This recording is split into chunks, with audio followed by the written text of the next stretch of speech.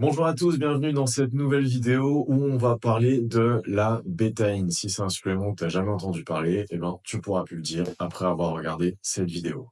Alors, ces dernières années, eh bien, la bétaïne a gagné en popularité dans le monde du sport et du fitness et nous allons découvrir pourquoi. Elle est connue pour ses effets potentiels sur les performances. On a plusieurs études récentes qui mettent en avant ses bienfaits, notamment pour les athlètes de CrossFit.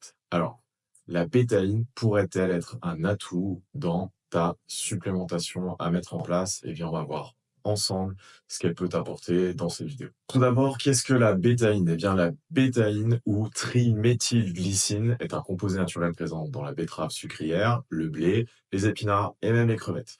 Sa structure chimique est proche de celle de la glycine, un autre acide aminé, mais elle va posséder 3 groupes méthyl supplémentaires, ce qui lui confère des propriétés intéressantes pour la santé et la performance. Je vais pousser un petit peu la chose d'un point de vue chimie, mais donc en tant que donneur de méthyle, elle peut contribuer à réduire les niveaux d'homocystéine, qui est un marqueur associé au risque de cardiovasculaire en biologie préventive. Mais ce qui va surtout nous intéresser, ce sont ses effets potentiels sur l'hydratation des cellules musculaires, son effet osmolytique et l'amélioration des performances physiques. Bien entendu, comme je dis d'habitude, cette vidéo est uniquement à but informatif et ne remplace pas un avis médical. Donc, qu'est-ce que dit la science? Eh bien, on va se pencher sur cette étude qui a exploré les effets de la bétaïne chez des pratiquants de CrossFit.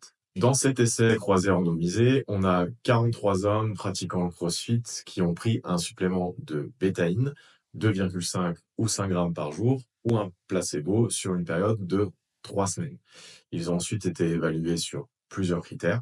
Le premier, la performance au WOD qui s'appelle Fight Gone Bad, qui consiste en 3 tours de 1 minute de wall ball, 1 minute de sumo deadlift, 1 minute de box jump, 1 minute de push press, 1 minute de rameur et 1 minute de repos. Et je renchaîne pour 2 tours. Et le but, c'est de faire un objectif de maximum de répétitions. Lors de cette étude, on a également mesuré la puissance sur le test Wingate, qui est un test de 30 secondes d'effort maximal sur vélo. On y va à blinde pendant 30 secondes sur le vélo. On a également regardé la composition corporelle qu'on a mesurée par un BODPOD, c'est un appareil qui évalue la masse grasse et la masse maigre. Et on a également regardé les niveaux hormonaux, en particulier les niveaux de testostérone. On a également regardé l'IGF-1, qui est un facteur de croissance, et aussi le cortisol, qui est l'hormone du stress.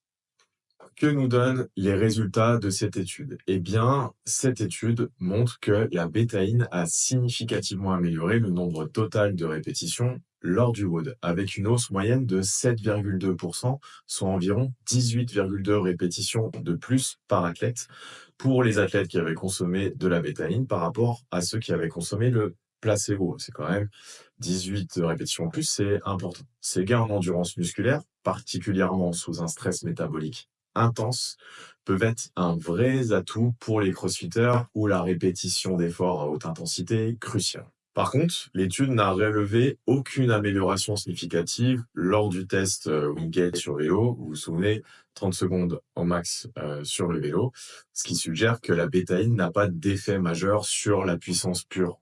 Et on va maintenant parler d'un aspect intriguant de l'étude, c'est l'augmentation de la testostérone chez les participants qui ont pris de la bétaïne avec une hausse moyenne de 0,29 nanogrammes par millilitre.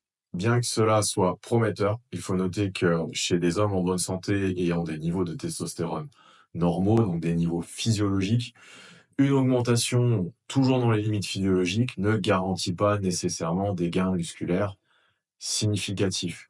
Ce qu'on s'aperçoit, c'est qu'on va avoir des gains lorsque l'on va être sur des niveaux de testostérone qui vont être supraphysiologiques.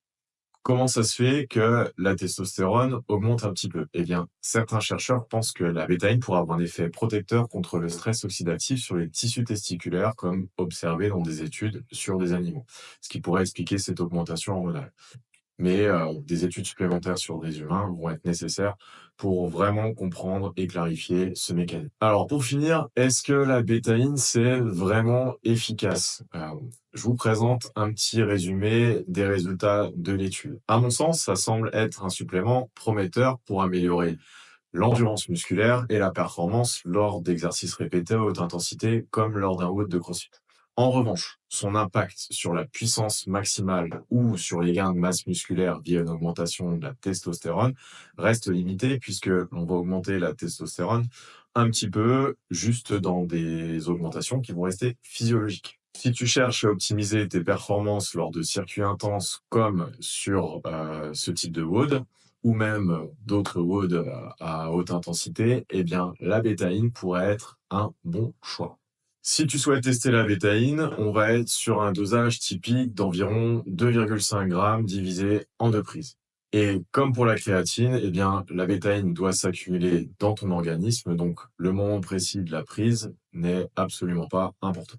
Maintenant, à mon sens, si tes objectifs sont axés sur des gains de puissance ou sur des améliorations significatives de ta masse musculaire, il y a d'autres suppléments comme la créatine ou la bêta-alanine qui sont beaucoup plus étudiés et qui vont être, à mon sens, beaucoup plus adaptés. Voilà, c'est la fin de cette vidéo. Je t'en remercie et puis je te dis à la prochaine. Bye bye.